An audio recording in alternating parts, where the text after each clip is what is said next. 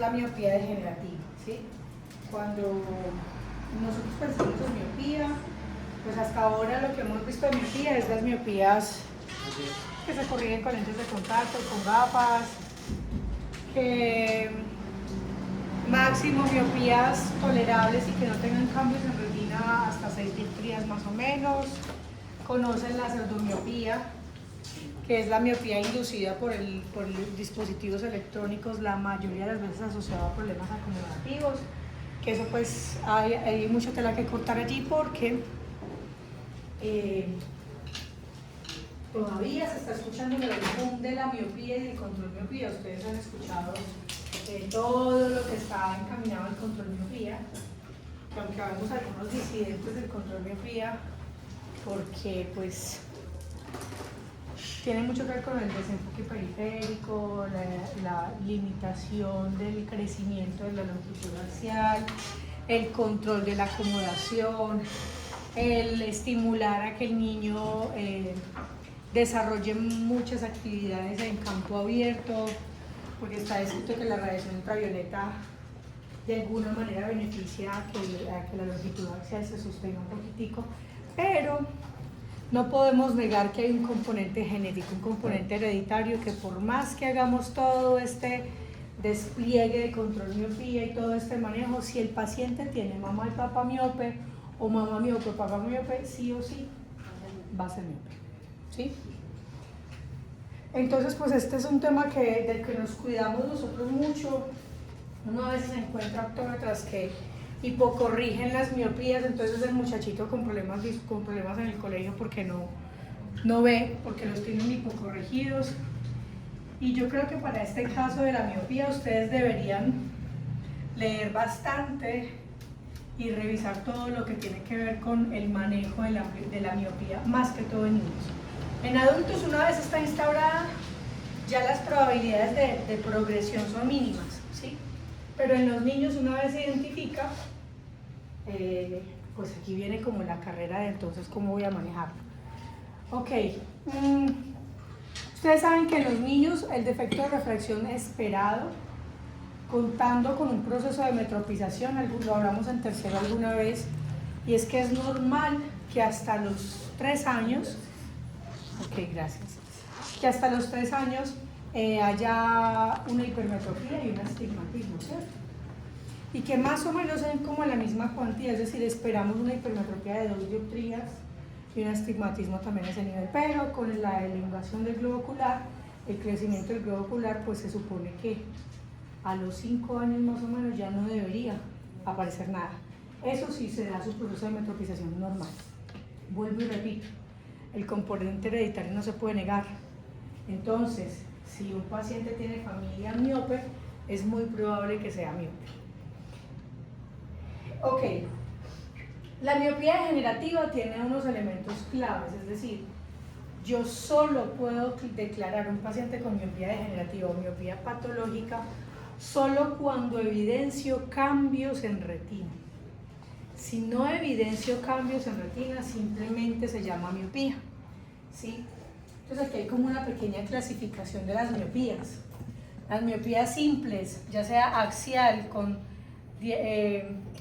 poderes hasta de 4, un poquitico más de 4 dioptrías, sin que haya cambios en retina. La refractiva, que es hasta 4 dioptrías, que son las miopías que con frecuencia nos llegan a consulta. Las falsas miopías, que esas son de las que nos cuidamos, ya sea instrumental, como por ejemplo quienes usan microscopios, por ejemplo los bacteriólogos que usan bastantes microscopios y todo eso, eso genera unos cambios refractivos en los que la paciente se puede miopizar en el transcurso del día y en la noche ver un poquito borroso, pero eso pasa. Las miopías nocturnas, que están dadas por las aberraciones con la dilatación pupilar. La miopía inducida, que es la que frecuentamos con los niños, y es que por el uso de dispositivos electrónicos, distancias de trabajo poco controladas, pues aparece la miopía, que también se llama pseudomiopía, ¿sí? Y de esta es de la que vamos a hablar, de la miopía patológica, que es la que en donde evidenciamos cambios degenerativos o cambios patológicos en retina. ¿Listo? Ok. Entonces la miopía degenerativa sí o sí es hereditaria. El paciente, ustedes, cuando el paciente llegue con una miopía alta, seguramente si indagan, el paciente tiene una historia de miopía en algún familiar. Entonces tiene un componente genético importante. Si es un adolescente con una miopía de 10 dioptrías, y ustedes, por ejemplo, que están en su óptica y están así como embebidos en este tema del control miopía, y les meten un lente de control miopía, ojo con lo que le dicen al paciente. Porque usted dice al paciente, no, le voy a vender un lente que es control miopía. ¿Qué imagina el paciente? Me va a detener la enfermedad, me va a parar la enfermedad. Y resulta que un paciente con estas características, la enfermedad no se va a detener, es genética, ¿sí? Es decir, que es posible que si usted le vende un lente de 2 millones, 3 millones de pesos, si no se controla la miopía, usted va a tener un problema con el paciente. Así que tiene que tener muy claro a quiénes les indica control miopía y a quiénes no, ¿sí? O a quienes tiene que aterrizarles esa idea del control miopía, porque también hay muchos que averiguan y llegan, es que yo leí por internet que existe el control miopía, ¿me lo puede hacer? Ustedes tienen que aterrizar mucho al paciente. Estos pacientes seguirá evolucionando su condición incluso hasta los 20 años, 25 años, todavía siguen ocurriendo cambios en retina. Y cuando habla de alteraciones abiotróficas, básicamente es alteraciones degenerativas, ¿sí? Es decir, que la miopía, una vez se instaura y que es patológica, van a haber una serie de cambios que se van a presentar a lo largo de la vida del paciente. ¿Cuándo yo puedo considerar entonces la miopía degenerativa? El paciente debe tener las siguientes condiciones. Un aumento de la longitud axial. Ustedes saben que la longitud axial normal o promedio oscila entre 22 y 24 milímetros, ¿sí? Arriba de los 24 milímetros ya estamos pensando en miopías degenerativas porque son pacientes que tienen miopías mayores a 6 dioptrías, pero hasta ahí yo no lo considero miope si no hay degeneración retinocoroidea, que ahorita les voy a mostrar unas imágenes. Entonces imagínese esto, como cuando uno tiene un chicle y usted coge la bombita de chicle y usted come un bombón y empieza a inflarlo hasta que de repente usted va viendo que ese chicle se va volviendo mucho más delgado en unas zonas y en otros queda un poquito más de chicle, no sé si les ha pasado, y de repente revienta. Ok, yo hago esa relación porque algo así pasa con la miopía, ¿sí? El fondo de ojo, ¿alcanzan a ver bien la imagen? Yo desde aquí la veo borrosa, no sé si desde allá se ve un poquito mejor. Ok, entonces, a nivel de la papila, como el ojo es un poco más grande, la papila tiende a inclinarse, a obliterarse. Es decir, ustedes no van a ver la papila. Recuerden que hace 8 días estábamos hablando que dentro de las evaluaciones de la papila, una de las cosas que nosotros mirábamos era que se conservara sobre el plano retinal. En el caso del paciente miope, como ha crecido tanto el globo ocular, la papila no queda sobre el plano, sino que se inclina. ¿Listo?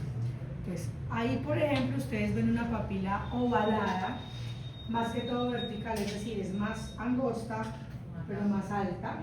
Ajá. ¿Sí?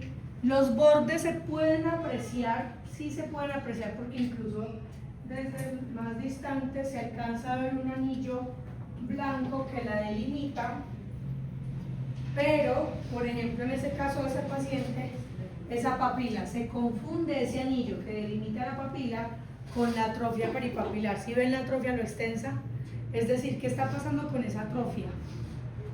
Atrofia retinocoroidea. ¿Por qué estamos llamándole atrofia retinocoroidea? Porque ya no vemos epitelio pigmentario retiniano. Ya lo que estamos visualizando así de blanco es la esclera.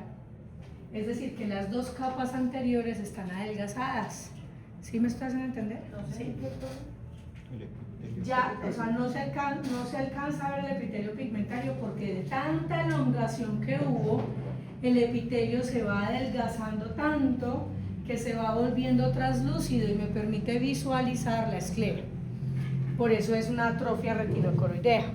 Retinocoroidea, se adelgaza la retina y la coroides, y lo que ustedes están viendo es esclera. ¿Sí? Todo blanco.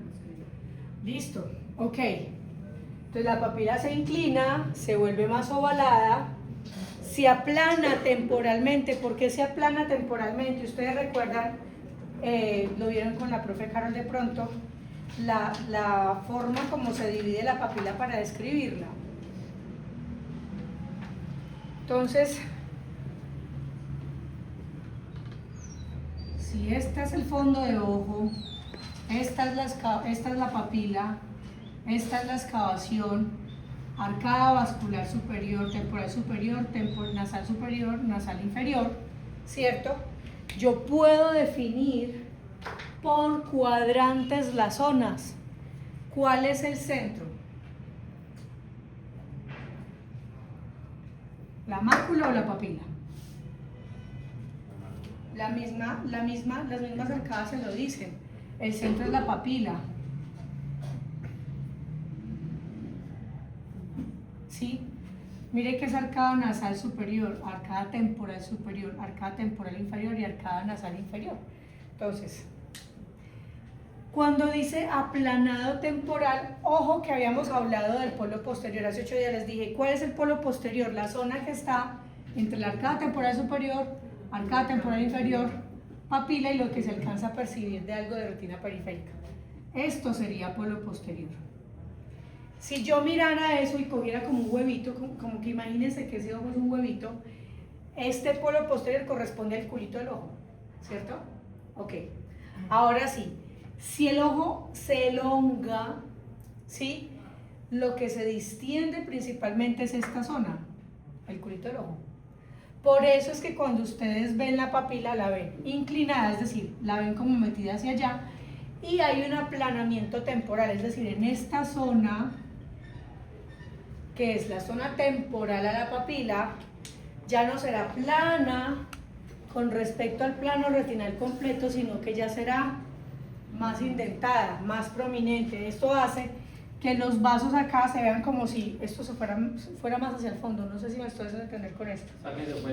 Se puede explicar que la atrofia es más grande hacia ese lado por el... ¿Aquí qué? Ahí en entrada. Pero en entrada a la parte derecha. Ok. ¿Señor?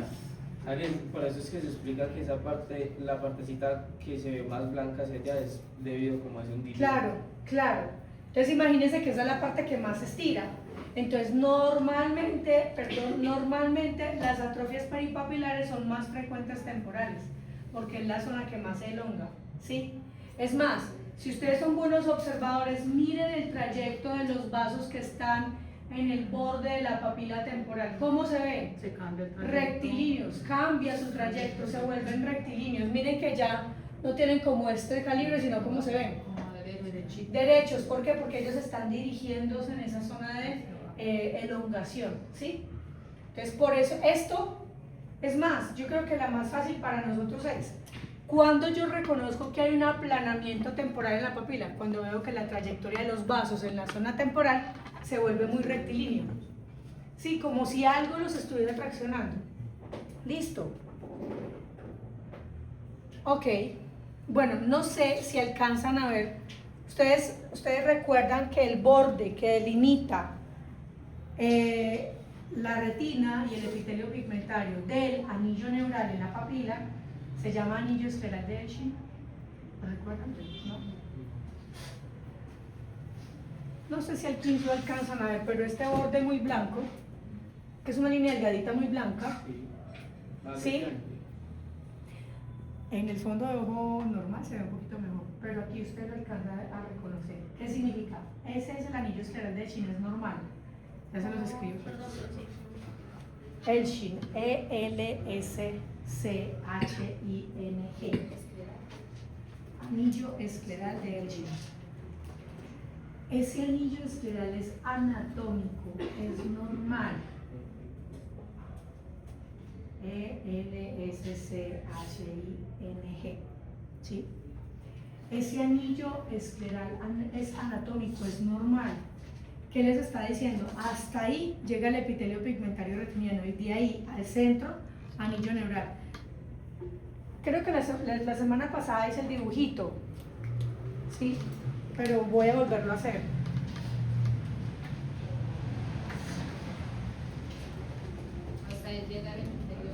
Sí, pero les voy a hacer el dibujito acá. Porque no me había visto con Mónica. No nos habíamos visto. Anillo neural. Perdón, espérame, yo cambio el marcador. Tengo entonces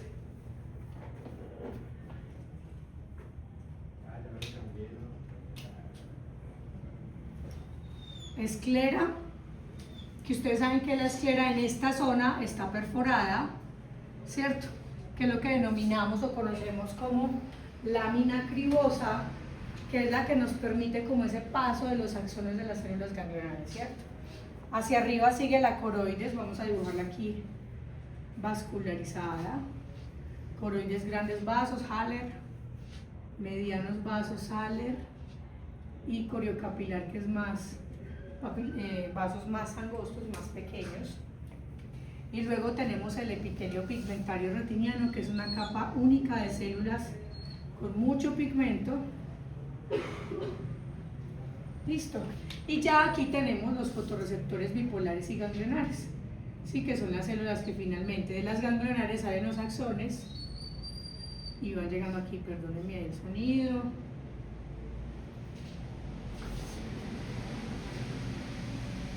Por eso es que habíamos visto que en la OCT se va haciendo más grueso hacia la zona nasal, ¿cierto?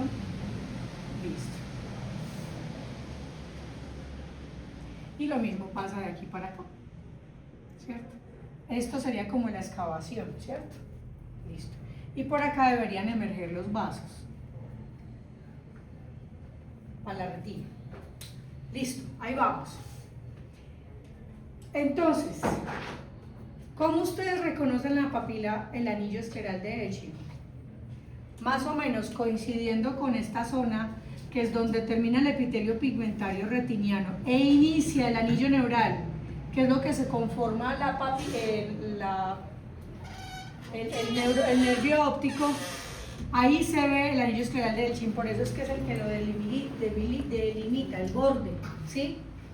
El anillo neural será cuando termina ese color naranja, que aquí no tenemos un fondo de ojo normal, todo esto es una atrofia retinocoroidea. ¿Qué significa? Que en esta zona ya no veo epitelio pigmentario, ya no veo coroides, alcanzo a ver la esclera. ¿Qué significa eso allí? Que se ha elongado tanto que se rompe, se pierde esta zona, es decir, son áreas en donde ya el adelgazamiento es tan marcado que lo que nosotros visualizamos blanco es la esclera. Normalmente eso no se ve. Eso no tendría por qué ocurrir, solo ocurre en la miopía degenerativa, donde el adelgazamiento es tan marcado que ya se pierde la visualización de la esclera, de la coroides. Esta es más fácil y para las mujeres un poquitico más fácil, aunque los hombres están relacionados con el tema. ¿Qué pasa cuando el mujer borra el gasto? Las estrías, ¿cierto? Las nalgas llenas de estrías, en los hombres los músculos llenos de estrías, ¿cierto? Listo. ¿Y qué es una estría? Es una ruptura de fibras de colágeno. O sea, las fibras de colágeno rompen. Es la misma cosa en retina. ¿Quién se puede estriar? ¿Qué estructuras cercanas a la retina tienen colágeno? ¿La retina tiene colágeno? El tejido nervioso no tiene colágeno, ¿cierto? ¿El epitelio pigmentario tiene colágeno? No tiene colágeno, tiene pigmento. Listo. ¿Qué tiene colágeno que haya por ahí cerquita? El humor está muy para arriba. La esclera, pero hay algo más cercano a la retina. No, algo más cercano, pero para abajo, para atrás, para el coroide. Sí, que específicamente de la coroide se comparte con la retina y tiene colágeno. Una capa. La lámina de Bruch. La lámina de Bruch, ¿la recuerdan dónde está? Si pensamos en coroides, entonces tenemos coroides. Esto es esclera. Esclera. Esta es coroides. ¿La coroides qué es? ¿Qué comparte con la esclera? ¿Qué comparte la coroides con la esclera? Yo les dije que íbamos a repasar anatomía. La fusca. No más. La lámina fusca, ¿la recuerdan? Pigmento y vascularización. Comparte esclera con coroides, ¿sí? Listo. De la coroide siguen las capas. Capa de vasos, ¿cierto? Que es como el estroma, ¿sí? Vasos grandes, que es la... Perdón, es que tengo un brillo, entonces se me van los gallitos. Haller, ¿se acuerdan? Sadler, ¿sí? Coriocapilar. Y después de la coriocapilar, ¿qué sigue? La lámina de Bruch. ¿Cierto? La Bruch. Se escribe Bruch. Y esta es vecina del epitelio pigmentario retiniano. ¿Se acuerda qué pasa entre estas dos? Barrera hematoretiniana. Se forma la barrera hematoretiniana. Entonces piensen en esto, chicos. Está estirado el ojo. Este es tejido que tenga colágeno cerquita. Lámina de Bruch. Y la lámina de Bruch es la que hace con el EPR la barrera hematoretiniana. ¿Qué pasa si en esa elongación esa lámina de Bruch se rompe? Se rompe la barrera hematoretiniana, ¿cierto? ¿Qué podría ocurrir más adelante? Sangrados, migración de tejido neovascular, es decir, que la coroides ya no tenga una barrera y que entonces empiece a ver la necesidad de migrar hacia la retina. Claro, porque si hay entonces una ruptura, podrá haber liberación de líquido de los vasos y empiezan a haber edemas. Pero entonces, el primer paso que me dice que un paciente con miopía degenerativa puede subirse lo que ustedes mencionaron es la visualización de las estrías de laca. ¿Cuáles son las estrías de laca? Las blanquitas. Miren que están por debajo de la retina. Usted ve cómo los vasos pasan, cómo los vasos no cambian su trayecto allí. Solo ve una cantidad de estrías, de áreas blancas. Esos son áreas de ruptura de la lámina de Bruch. Las estrías de laca son ruptura de la lámina de Bruch. ¿Listo? Y el que exista eso está dando cabida a que haya una complicación. ¿Sí? Como lo que mencionaron. Edemas, sangrados, migración de tejido neovascular. ¿Listo? ¿Dónde se da principalmente eso? En la periferia. Es decir, no se da en el polo posterior, no se da alrededor de la papila, sino que se da muy en la periferia, por fuera de las arcadas vasculares. Ustedes aprendieron en cuarto a hacer técnicas de exploración diferentes al fondo de ojo tradicional con el oftalmoscopio directo. Aprendieron a hacer oftalmoscopía indirecta con el casco, que fue dilatando. Esto solo se visualiza con el casco. ¿Cómo así? ¿No usaron el ojo? Vimos un video de YouTube que ya nos mandó.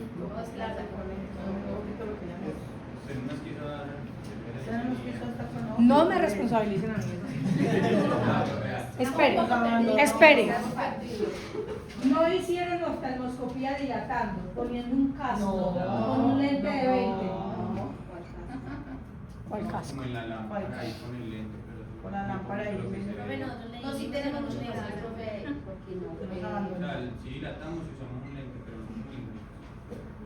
Es que de hecho esa clase fue una clase. Sí, una clase. Solamente utilizamos una vez y eso que era para poder mirar.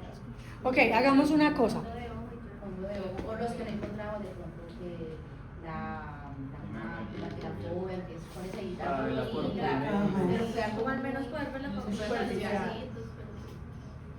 Claro, tenemos mucho paseo. Espera. ¿Cómo hicieron fondo de ojo? ¿Cómo? ¿Dilataron? Solamente dilatamos una vez. Ok. ¿Sí? Y ahí los que de pronto no se ha podido mirar.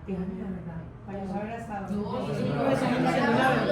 porque muchos en una clase nos costó mirar que la papila, que mirar la fobia. ¿Cómo lo hicieron? ¿Con qué aparato? Con la lámpara de Con la lámpara de figura y ya.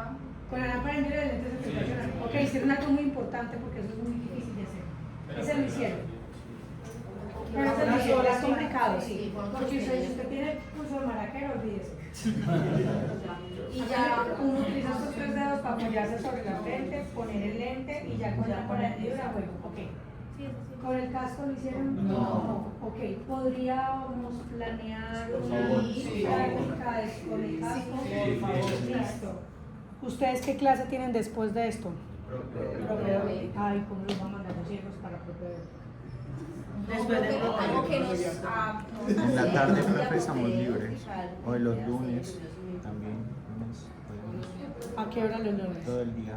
El lunes no tenemos clase. no tenemos clases. O Ah, pero en la- es que o yo- en el la- martes, o el martes en en la la- tarde. o martes en la tarde. Yo el lunes en la tarde, ustedes saben que yo estoy con clínica. Ah, Bueno, bueno, mañana perfecto. Bueno, en la mañana. Ustedes tienen un roto. Mañana sí.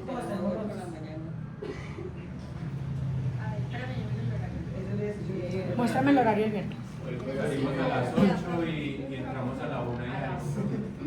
Tenemos óptica oftálmica hasta las 8, luego ya investigación.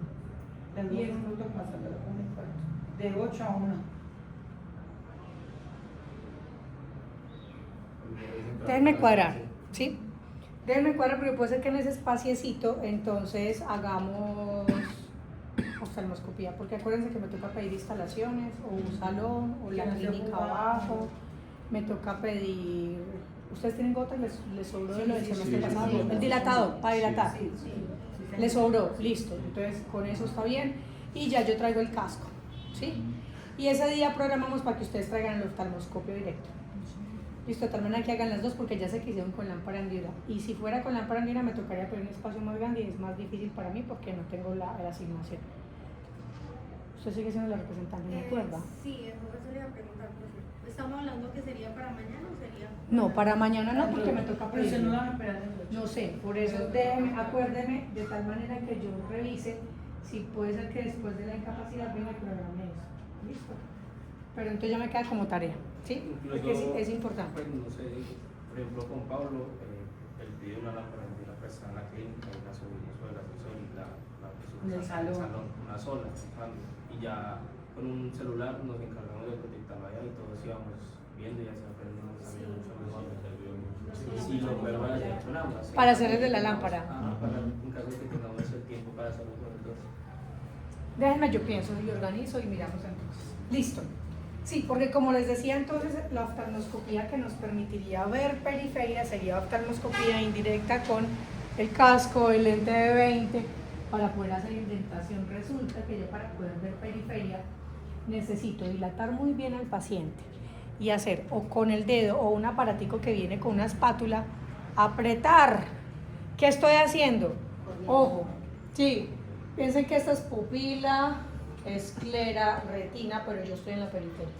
¿Qué hacen con el dedo? Empujan porque yo me asomo en la pupila y pueda ver la periferia, ¿sí? De pronto en la práctica no lo haremos tan así, pero intentaremos de pronto a que con una leve indentación y con oftalmoscopio podamos verificar la periferia. Por eso es que el paciente miope hay que revisarle la periferia. Si usted de casualidad tiene un consultorio en el que tiene muchos pacientes, se atiende cada 15 minutos y no tiene oportunidad de dilatar y revisar periferia, remita. Pero no deje de controlar el paciente miope porque la mayoría de los cambios ocurren en la periferia. Miope degenerativo, es decir, cuando usted ya observe cambios. El cambio más frecuente es en papila. Atrofias de retinocoroideas. También se pueden llamar atrofia retinocoroidea o corioretiniana. Cualquiera de las dos es muy válida, como usted se sienta más cómodo, más a gusto. O coroidosis miópica. Ojo con el término coroidosis, porque algunos me dicen coroiditis miópica y el término itis es inflamación, infección, y no hay, ¿sí? Aunque en los últimos años se ha descrito que en la miopía hay inflamación. Es que imagínense un tejido que se rompe y que se está elongando y por ejemplo la aparición de estrías, ¿qué va a generar cuando hay ruptura de tejido? Inflamación. Entonces está descrito que algunos cambios en la retina son consecuencia de unas inflamaciones que se dan por la ruptura del tejido, pero las placas blancas que nosotros apreciamos son esto: placas de atrofia retinocoroidea, coroidosis miópica o atrofia corioretiniana, como la quiera llamar. ¿Listo? ¿Qué está pasando allí? Lo mismo que les conté ahorita con la placa de atrofia papilar. Son adelgazamientos tan marcados en donde ya no alcanzo a ver retina, no alcanzo a ver coroides y solo veo la esclera. ¿Listo? Pero eso es como primero la que vimos anterior y luego se quería hacer otro paso. Acuérdense el protocolo. Acuérdense que en el protocolo yo describo papila. ¿Qué voy a describir? Bordes, posición, forma, emergencia vascular, excavación, coloración del anillo neural. Terminé ahí. Sigo por las arcadas vasculares. Entonces, en este paciente, ¿cómo sería una descripción correcta? Entonces, papila, ovalada vertical, ¿cierto? Porque está más hacia abajo que hacia los lados. Listo. Excavación, ¿la alcanzan a reconocer? ¿A qué sí? Una coloración muy clarita. Yo creo que Un 06. Voy a hacer punticos porque no por allá mucho eso. Anillo escleral de Elchi, ¿lo alcanzan a reconocer? Miren acá, ¿cierto? Anillo escleral de Elchi. Esperen que es que... Listo. Otra manera de yo reconocer el anillo neural es el punto donde se deflexiona el vaso, es decir, ustedes ven que el vaso emerge tin, tin, tin, tin, tin, tin, tin, y de repente se dobla. En el punto donde se ve esa deflexión, ahí está el anillo neural. Entonces, ven la excavación. Entonces, como no alcanzo yo a reconocer esa excavación que ustedes en las fotografías ven que es una cosita blanca, entonces vamos a tratar de sacar la excavación aquí. Punto de deflexión del vaso. Ayúdenme, por ejemplo, aquí. No, allá en la parte. ¿Cierto? Acá, por ejemplo, acá, ¿cierto? Acá, por ejemplo, acá. Y entonces ahí sacamos la excavación. Ven que no necesita hacer la papila. En estos casos va a ser muy difícil yo discriminar la excavación. Pero si ustedes se fijan en el anillo escleral de Elchi y en el punto donde hay deflexión de los vasos, van a poder sacar la excavación y van a reconocer el anillo neural. ¿Sí? Ahora, entonces tenemos papila ovalada, vertical, se ve algo inclinada, ¿sí? Pero tiene una excavación de ¿cuánto? Acuérdense que la excavación yo la puedo sacar horizontal y vertical, es decir, si la papila es muy redondita y la excavación me da para decir que es un 0,4, tanto horizontal como vertical, bien. Pero en ese caso la papila es ovalada, les recomiendo que la saquen horizontal y vertical. Entonces, horizontal de ¿cuánto? ¿Cuánto ocupa de este 100% de esta excavación? Un 60%, o sea, un 0,6. Y la vertical, ¿cuánto ocupa? ¿Seguro? Miren todo el anillo neural que hay aquí y miren todo el anillo neural que hay acá. Mientras que aquí hay menos anillo neural, aquí hay menos anillo neural. Entonces estoy de acuerdo con este. 60, ¿cierto? Aquí un 0,4, un 0,5 pues. Entonces digamos que esta papila tiene un 0,6 por 0,5, 0,4, 0,5, 0,45. Seguimos contentos todos. Listo, esa sería la excavación. ¿Se conserva la regla Eisen? ¿Cómo es la regla Eisen? Debería ser inferior mayor, superior luego, nasal y temporal. ¿Quién es el más grueso? Visiblemente allá, ¿cuál es el más grueso? O sea, que ya se rompe la regla Eisen. Está rota la regla Eisen, ¿no? Porque está más grueso el anillo neural superior que el inferior y debería ser al contrario. Entonces la noticia es, generalmente, todo paciente miope con atrofias peripapilares y papilas inclinadas hay que mandarles tomografía de nervio óptico. ¿Por qué? Porque está demostrado que hay una fuerte asociación entre la miopía degenerativa y el glaucoma. Porque se desplaza el epitelio pigmentario y acuérdense que eso está en todo el rodete, toda la extensión de la retina. Y ese desplazamiento estrecha los canales, ese epitelio pigmentario que ustedes saben que está en el cuerpo ciliar, estrecha los canales de producción de humor acuoso y de drenaje también. Entonces, aunque hay un ojo muy grande y en apariencia el ojo muy grande tiene una cámara anterior muy amplia, puede existir un problema de glaucoma por el estrechamiento de los canales por el epitelio pigmentario. ¿Sí? Ok. Después, ¿qué vamos a describir? Entonces ya describimos la regla Eisen, ya dijimos la excavación, ya dijimos el borde de la papila. Coloración del anillo neural, ¿es normal? ¿Está pálido o está bien? Que no los confunda ese resto de palidez que se aprecia por la propia retina coroidea. Díganme si ustedes comparan entre las placas de atrofia retinocoroidea y el anillo neural, si la coloración es similar o es un poquitico más rosado el anillo neural. Entonces tiene una coloración un poquito normal, aunque el resto alrededor les hace confundir. ¿Listo? Ok. ¿Cómo describirían el borde de la papila? Entonces los bordes están definidos, aunque pareciera que no, pero ustedes ya saben hacer una buena descripción de fondo de ojo. Entonces los bordes están definidos. ¿Y cómo podríamos decir todo eso blanco que hay alrededor de la papila? Acuérdense que ustedes pueden localizarlo por extensión, dimensión y coloración. Entonces extensión es desde dónde hasta dónde. Dimensión es de cuántos diámetros de papila. Y coloración es que pues aquí podríamos decir de una vez que es una placa de atrofia retinocoroidea. Cuéntenme.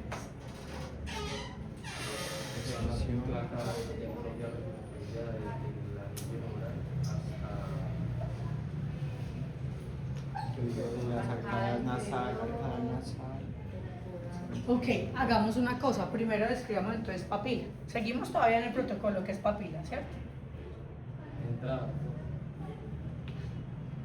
Ok, entonces ya describimos la papila, entonces sigamos con el alrededor de la papila. Entonces podemos decir placa de atrofia retinocoroidea que rodea la papila con un diámetro aproximado de un diámetro de papila, ¿cierto? Si yo cojo esta papila, que sería el diámetro, y lo pongo aquí, es más o menos parecido, o un diámetro y medio de papila.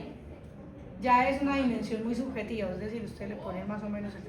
Pero entonces tenemos una placa que rodea la papila, cuyo ancho es más o menos un diámetro y medio de papila. ¿Están de acuerdo? Más o menos, ok. Tenemos otras placas de atrofia retinocoroidea. Ahora sí, ya terminamos la papila, ya la dejamos quieta. Y el protocolo dice, después de eso siga por las arcadas vasculares. Entonces, arcada temporal superior. Bien, cierto, de trayecto normal, de pronto algo rectilíneo. Es decir, ya no está como ese trayectico que es como medio curvo, sino que tiende un poquito a rectilíneo. Entonces, eso está bien. Arcada temporal superior. Vascularización de espesor normal, relación arteria-vena 2-3 y trayecto levemente rectilíneo, ¿sí? Arcada temporal inferior.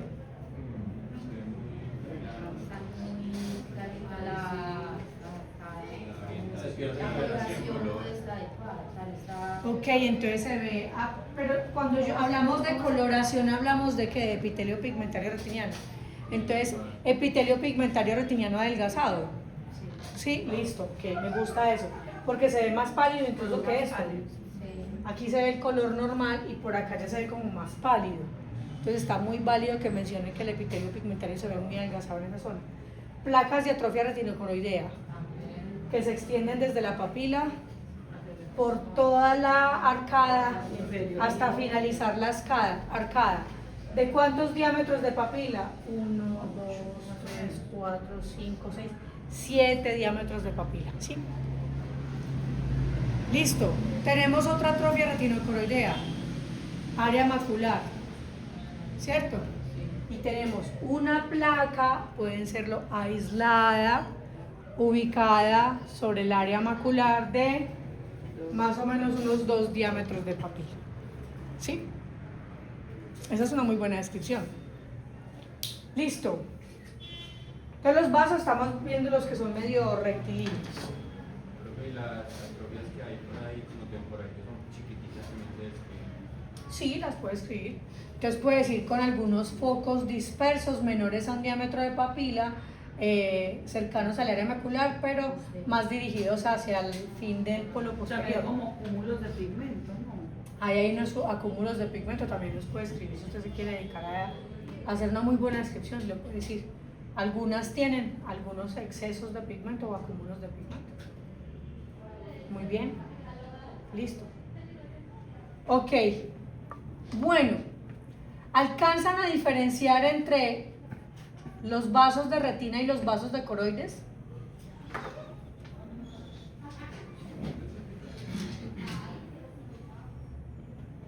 Se alcanzan a reconocer, ¿no? Acuérdense que los vasos coroideos, como son varias capas de vasos, los vasos coroideos son como desorganizados.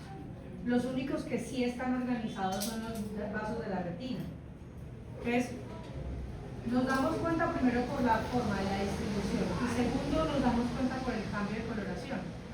Piensen en eso. El vaso coroideo tenderá a verse un poquitico más opaco. ¿Por qué? Porque hay unas capas que, si bien están delgadas, están adelante de la coroides. Por tanto, el vaso se ve como opaco. Y mire que están atravesados, son desorganizados, son los vasos coroideos. ¿Cuál es entonces, por ejemplo, este vaso? ¿Es retinal o es coroideo? Retinal. Este que va aquí atravesado, Coroideo. coroideo. Estos de acá, Retinal. Exacto. Y ahí se podría decir. Pero que se pueden decir los vasos ahí retinales, están bien. No, los Ese vasos. superior está exactamente Pues está- Claro. Es que no, solamente piensen en esto, es un ojo estirado, los vasos están estirando también, ¿cierto? Entonces estamos viéndose rectilíneos, por eso es que su trayectoria no es tan definida como en las arcadas vasculares normales. Ahí para decir ese vaso coroideo que migración de vasos. El vaso tiene su trayectoria normal, es decir, el vaso coroideo es un vaso coroideo. No está migrando, porque si hablas de migración de vasos, me estás hablando como de tejido neovascular, y eso ya sí es patológico, ¿sí? Aquí, ¿qué está pasando? Que está tan desgastado el epitelio pigmentario y la coroides que yo ya puedo visualizar la esclera. Pero entonces antes de la esclera está la coroides, entonces por allí están visualizándose los vasos coroideos. Es decir, que la visualización del vaso coroideo responde a un adelgazamiento del epitelio, que es lo que ocurre con el ovacionismo. ¿Sí? Profe, ¿y esos hallazgos en qué estadio de la enfermedad los tienen? Ya muy avanzados. Sí, es cuando ya. Aunque, ojo, a veces no, puede ser, es que digamos que la miopía no está tan definida por estadio, sino por localización de lesiones. Es decir, usted puede tener una miopía degenerativa que respete el área macular y el paciente puede ver bien, pero hay miopía degenerativa, hay riesgos. En este caso, por ejemplo, ya tenemos placas de atrofia retinocoroidea en el área macular. Profe, ¿qué tanto puede avanzar un niño, por ejemplo, detalle, mamá con miopía, papá nació, tiene una fórmula alta, no sé, menos 2, menos 3, ¿al cuánto tiempo más o menos uno logra observar, cuánto tiempo se puede dar para que ya haya un niño mayor? 10 años, 11 años, se empieza a los 5 años, 3 años, a los 10 años, 11 años, Ya 12 vamos a años, encontrar algo así. ya podemos empezar cambios. No sé si así, pero cambios en retina. Listo. Chicos. Como la mayoría es como uno ve los vasos coroideos, ahí uno ve que realmente está adelgazándose mucho. Cuando ve los vasos coroideos. Claro. La visualización del vaso coroideo es una muestra significativa del adelgazamiento significativo del epitelio. Sí, valga la redundancia. Miren que se ven incluso unas zonas más blancas, o sea, esta zona se ve más pálida. Hay unas placas de atrofia localizadas, ¿cierto? Sí. Pero hay unas zonas muy blancas en donde todavía hay retina y coroides, pero se ve más pálida, es decir, que la translucidez del EPR es mucho más significativo. Lo que más llama la atención es la visualización de vasos coroideos, que nunca los podemos confundir con tejido neovascular, no es tejido neovascular. Una pregunta, profe. ¿Hay algún, o sea, disminución de la fuerza visual? Claro, o sea, sí. Piense, o sea, es que el EPR, si el EPR está adelgazado, asuma que también la retina tiende a adelgazarse. Eso ya cambia un poquitico la configuración estructural o arquitectura retinal. Eso cambia la agudeza visual. Pero además piense que la localización de esta placa, es decir, este paciente cómo puede ver, digamos que si la mácula se encuentra en esta zona, acuérdense que la mácula no es completamente paralela a la papila. La mácula puede alcanzar a estar descendida a 3 milímetros con respecto a la papila. Entonces la mácula podría encontrarse en esta zona. Pero un paciente que tiene la mácula acá y área de atrofia retinocoroidea acá y acá, ¿cómo va a ver? Como si fuese un glaucoma, ¿cierto?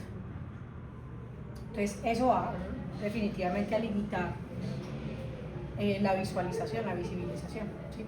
Estos son pacientes que a lo mejor usted no le está poniendo gafas, usted ya le está poniendo lentes de contacto, porque son menos 16, menos 20 y todo lo que es.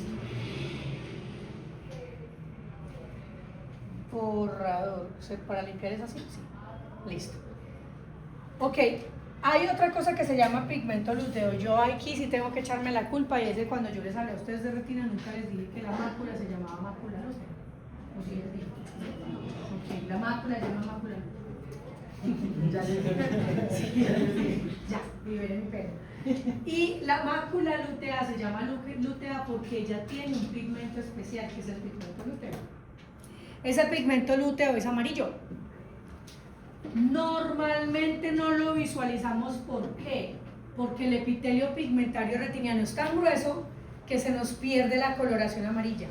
O sea, que si en una miopía degenerativa tenemos un adelgazamiento del epitelio pigmentario retiniano, se va a poder visualizar el pigmento lúteo. Entonces, esa mancha amarilla que ustedes están viendo allí es el pigmento lúteo, es la zona macular. ¿Sí? Entonces, les va a ser muy fácil reconocer la zona macular. Sí, porque es donde se visualiza más el pigmento lúteo. Pero visualizar el pigmento lúteo no es normal. Solo ocurre cuando el adelgazamiento del EPR se da. ¿Sí? ¿Eso es claro? Listo. Entonces miren que hay varios hallazgos. Hasta ahí ¿qué hallazgos hemos visto como que nos llamen la atención de miopía degenerativa? Entonces, la papila que se adelgaza, perdón, la papila que se oblitera o que se inclina, que cambia su forma y que viene acompañada de atrofia retinocoroidea, ¿cierto? Se pierde la pigmentación. Se puede perder la regla, dicen, pero no es una cosa propiamente de la miopía, pero sí es más probable. Listo. Trayectoria de los vasos. Cambia la trayectoria de los vasos, se vuelven un poquito más rectilíneos y se deben al aplanamiento temporal de la retina. ¿Listo? Ok. Ahora sí, se adelgaza el epitelio pigmentario retiniano en toda la extensión. Listo.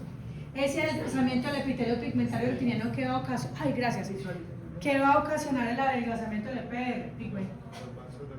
Visualización de los vasos coroideos, ¿sí? Pigmentación. Visualización del pigmento lúteo y algunas zonas con acúmulos de pigmento. Ahí vamos. Eso es miopía degenerativa. Y por acá me estaban acordando de las estrías de Laca, que son importantísimas porque son rupturas de la lámina de Bruch, altísimo riesgo de formación de tejido neovascular. ¿Listo? Ok. Profe, tengo una Ahí pregunta. está, compañera, lo que usted dijo, sagrados. Señor. ¿Puedes devolverle la mano? Claro que sí. Respecto a lo de las estrías y, o sea, ¿cómo podemos, pues ahí hay mucha, o sea, por el tema de la coroides, lo que se está visualizando la coroides, que usted nos decía que no podíamos confundirla con tejido neovascular, pero, o sea, ¿cómo entonces se estaría viendo en caso tal de que, pues, Que hubiese neovascularización. Son más delgaditos, no. O sea, digamos, Ok. ya hubo una ruptura. Cuando el neovaso se visualiza, generalmente es chiquito, muy tortuoso. No podemos ver más. Pero a mí la verdad me da mucho susto decir que hay neovascularización sin examen complementario. ¿Sí? Es decir, si yo veo un vaso tortuosito ahí, yo no digo, eso es neovaso, no. Lo sospecho, en mi impresión diagnóstica pongo de un tejido neovascular en la zona que esté, pero mando exámenes.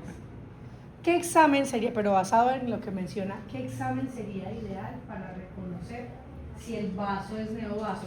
Ojo, esperen, primero les digo que es un neovaso. Un neovaso es un vaso que se ha creado a partir de un vaso principal, pero se crea por la presencia de factor de crecimiento endotelial. Es decir, sus paredes son endotelio. Exacto, la mayoría de las veces. Entonces sus paredes son endotelio. ¿Qué característica tienen? Que no tienen pericitos, es decir, que no tienen unas bases o unas paredes resistentes, sino que son simplemente endotelio. Se fueron formados a partir del factor de crecimiento endotelial que aparece cuando hay hipoxia. Okay. Si tengo unos vasos que son tortuosos y que su pared solamente es endotelio, su característica es que permean. Es decir, la sangre no pasa solo por ahí, sino que sale plasma a través de sus paredes porque no son paredes resistentes. ¿Qué examen me permitiría ver esa permeabilidad? La angiografía de contraste. La angiografía, entonces, ¿yo cómo confirmo que es un neovaso? A través de la angiografía. Que ahí se mostraba, que se iba viendo más verdecillo. Se va viendo como más blanquito y ya no se ve el vaso definido, sino que ya se va viendo borroso porque ya se alcanza a ver la permeabilidad del vaso. Entonces yo lo sospecho, lo pongo como impresión diagnóstica, pero remito para examen. ¿Sí?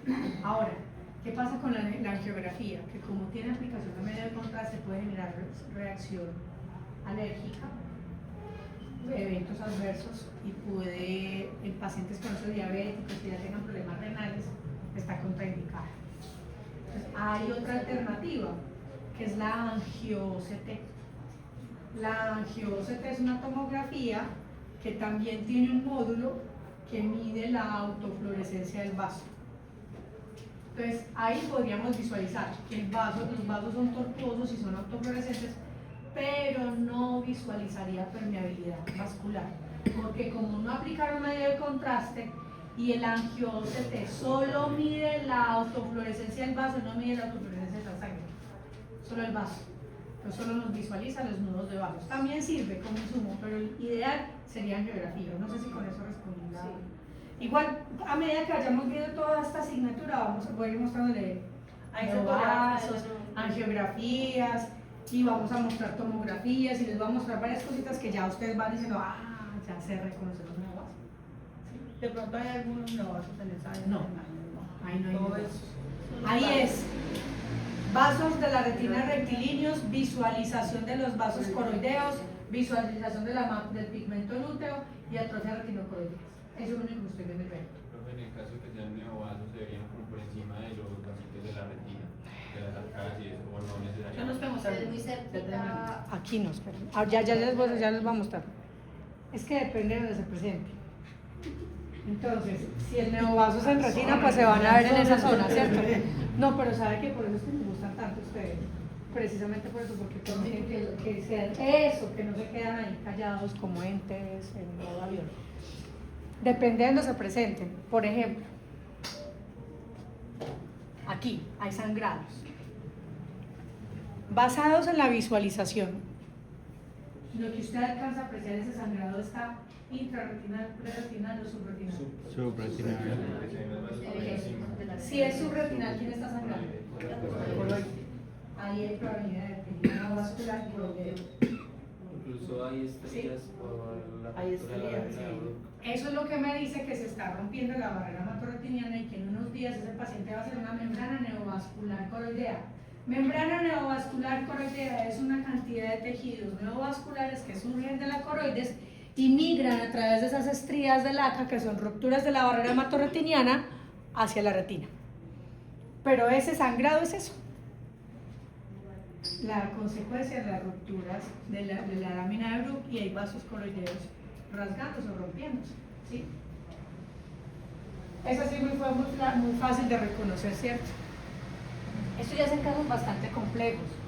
Y esto es una exageración de lo que inicialmente se plantea como que la miopía degenerativa no solo es cambio estructural, sino que lleva más o menos, incluso leí un artículo hace unos días, no se los compartí, tengo que buscarlo, es un documento. ¿Ya ustedes recibieron las cartas del oftalmólogo? Yo les mandé una.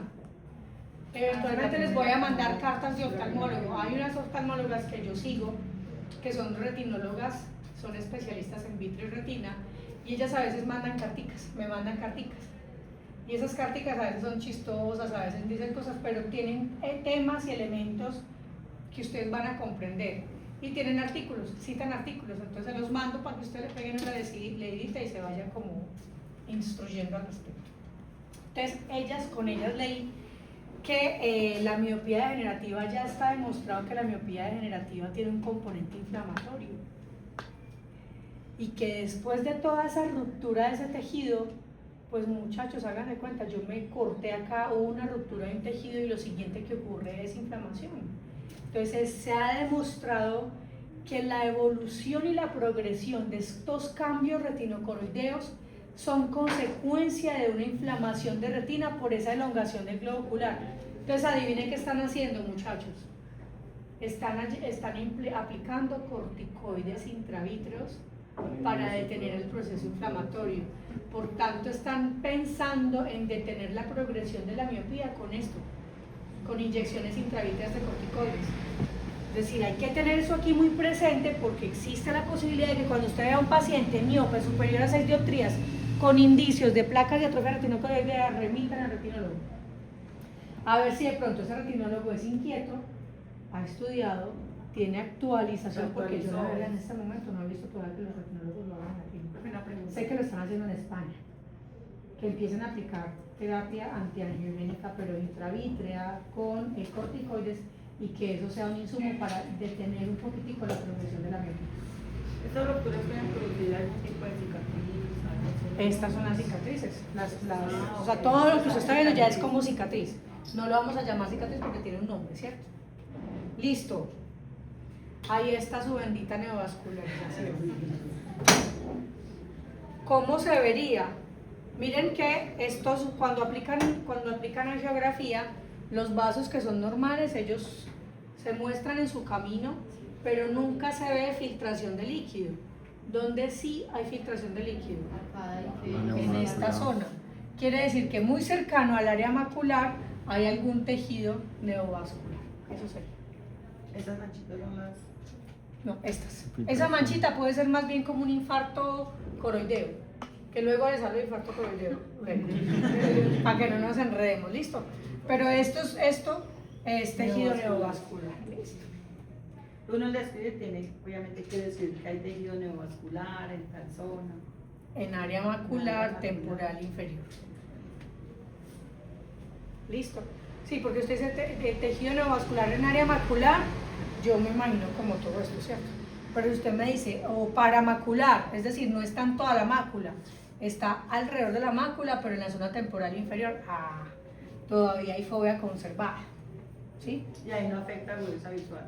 Seguramente sí, porque piense que ese tejido, ese líquido no solo está ahí, sino que empieza a difuminarse en esta zona. Ay, qué bueno. ¿Y por qué no raya así?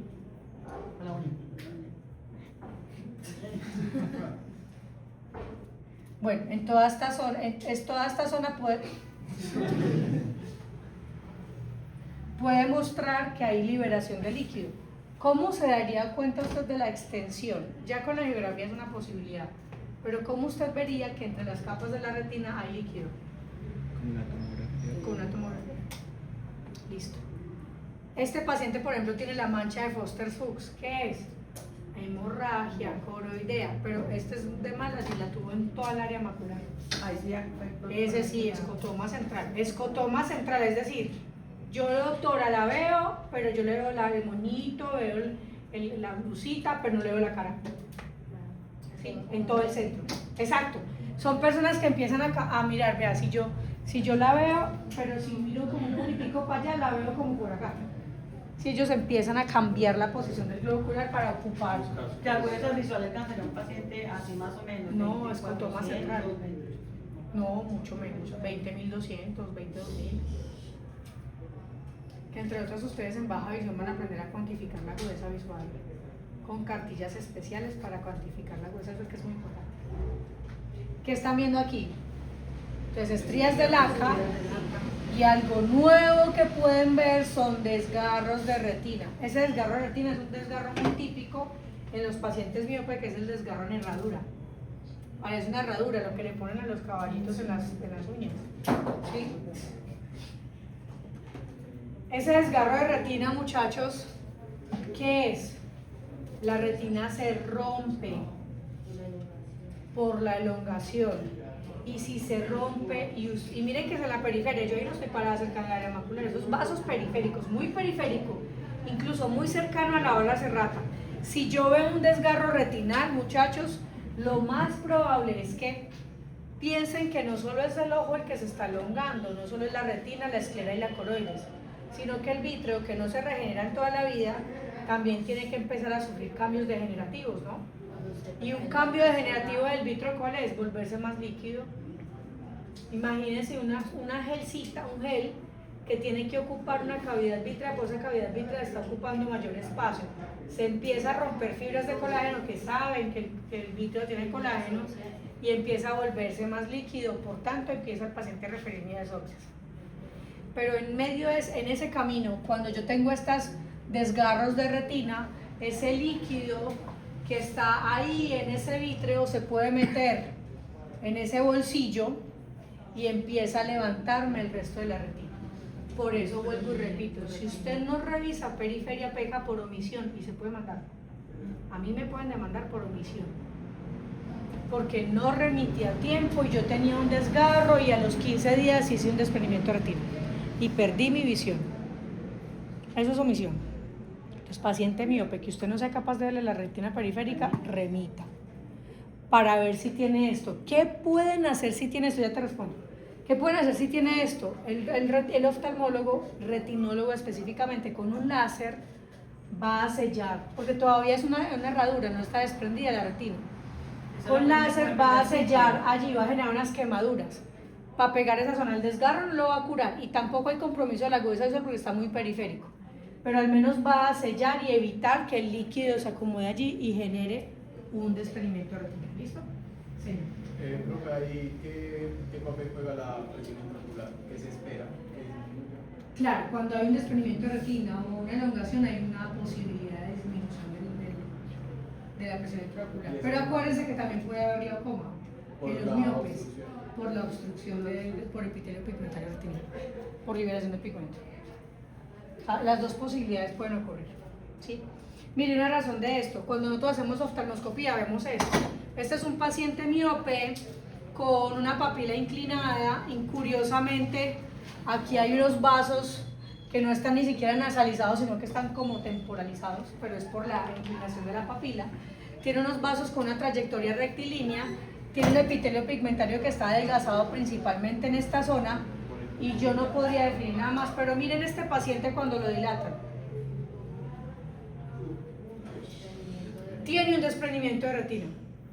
Está haciendo un desprendimiento de retina. Este paciente le dice, doctora, sí, yo pues veo mal, pero me pongo mis lentes de contacto y con los lentes de contacto veo mejor, veo muy bien, pero estoy sintiendo como unas mosquitas, como unas cositas que me vuelan. Y usted, no, eso es normal para el vítreo. No, es posible que aquí sea consecuencia de un pigmento que se libera cuando hay ruptura o desgarro de la retina, ¿sí? Entonces miren que aquí, si yo alcanzo a precisar esto con mi fondo de ojo tradicional en consulta y no dilato y no miro periferia, omito una presencia de desprendimiento de retina, que es una complicación. Siempre una miope alto lo debe de dilatar. Sí, siempre. Siempre. Siempre hay que dilatar y siempre hay que ir periferia, pero ver periferia es hasta casi la hora cerrada. Es decir, tiene que ser muy bueno explorando fondo de ojo. Si usted duda, por favor remita.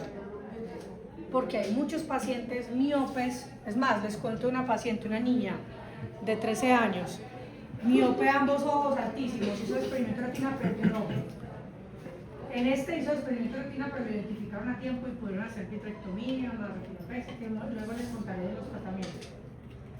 Recuperó visión, duró 6 meses, y a los 6 meses otra recidiva, otro desprendimiento de retina, y ya sabía que se iba a quedar ciega porque ya iba a ocurrir en otro ojo. Y el día antes de la cirugía le cogió la cara a la mamá y dijo, quiero verte porque será la última vez que te vea. Imagínense esto en un niño, ¿sí? Imagínense esto en un adolescente, una persona que está estudiando. Por eso ustedes tienen una responsabilidad grande de evaluar cuando es verdad lo que les estoy diciendo, porque yo estaba ahí sentada cuando venía leyendo eso, y eso es desgarrador. Es decir, una niña de 13 años que no vea por un ojo ya sabe que saldrá de la cirugía sin ver por este. Y entonces ustedes dicen, ¿por qué le hacen una cirugía si igual va a salir sin ver? Porque es que no es lo mismo yo tener un desprendimiento de retina y mis dos ojos pegados de la cara a tener un ojo doloroso, intenso, porque esos después empiezan en tisis, a absorberse o a doler, que le quite calidad de vida. Soy ciega y además de eso me duele, sáqueme el ojo mejor, y entonces empiezan todos los demás niños o las demás personas, porque si usted es adulto también duele y estéticamente molesta, y si es un viejito también duele y estéticamente no se preocupa, porque la gente sabe, ¿usted qué le pasa? ¿Qué pesa? Y no tiene ojitos entonces. Y cómo así, y cómo fue que le dio, y es una persona incómoda contando esa historia, una persona chismosa que solo quiere saber de qué se trata su condición. Entonces lo que hacen en ese caso no es rescatar visión, sino rescatar estéticamente la estructura ocular para que al menos la gente no los... Es algo más no funcional, sino algo más estético. Y la estética está fuertemente ligada con lo emocional y la salud mental. Pues eso lo sabemos todos. Todos nos peinamos por la mañana, yo no, ustedes sí. Nos peinamos por la mañana y nos arreglamos y todo eso para vernos bonitos. Pero cuando nos vemos feitos, cuando nos vemos enfermos, si usted llega con ojeras, allá le pregunto, ¿qué hubo? ¿Se trasnochó? ¿Está enferma? Está guayaba, la gente siempre le gusta comentar sobre lo malo. Y eso a las personas a mediano y largo plazo termina representándoles un problema emocional. Todo esto tiene mucho que ver con lo emocional. Hay que pensar en el paciente. Hay que sufrir de esta enfermedad grande que se llama alteridad, es pensar en el otro. Porque no saben qué tiene ese paciente como historia. Entonces, a mí, por ejemplo, me pasa mucho, en la EPS me dice, no formule, no mande a pacientes para prótesis oculares. Eviten en la medida de lo posible eso. La prótesis es costosa, se considera no todos, el paciente va a tutelar, no sé qué cosa y todo eso. Pero para el paciente tener una prótesis significa más que algo estético. Y el paciente usa gafas oscuras todo el tiempo, o les mandan a hacer gradosol todo el tiempo. ¿Por qué? Porque y el paciente entra a un salón y este tan montañero, ¿qué hubo? ¿Se le perdió la playa? Está tapando su condición visual con unas gafas oscuras. Y entonces usted ve a las niñas con el pelo, ¿qué hubo? Ya se volvió rebelde y ella se está tapando un estrabismo. Sí, hay ¿Sí? muchos que tienen o párpado caído o un pequeño estrabismo y siempre Y se la tapan. gafa déjeme el lente oscurito que no se me vea de Claro. Es algo emocional, es algo emocional. Piensen en eso. O sea, usted piensa en el barro.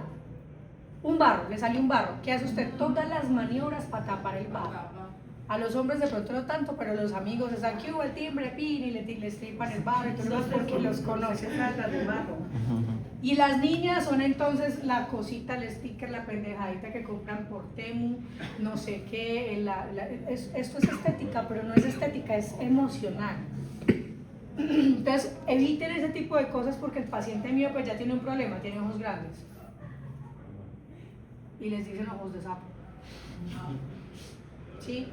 Pero el paciente tiene un componente emocional muy fuerte que tenemos que aprender y acompañarlos y a que lidien con ese tipo de situaciones. Es más, si requieren remitir al paciente a psicología, háganlo. Que no saben que están salvando hasta una vida. Hay pacientes que piensan en suicidio por una cosa de esas. Listo. Perdón, te hago una pregunta, un paréntesis. Tú no das un recesito de 5 minutos, algo como para ir al baño y volver. Es que la clase está muy interesante, me pierdo. Vaya pues al baño, nosotros la esperamos. Si quieren ir a estirarse, entonces háganlo. Esta clase termina en 1 hora, a las 9:30.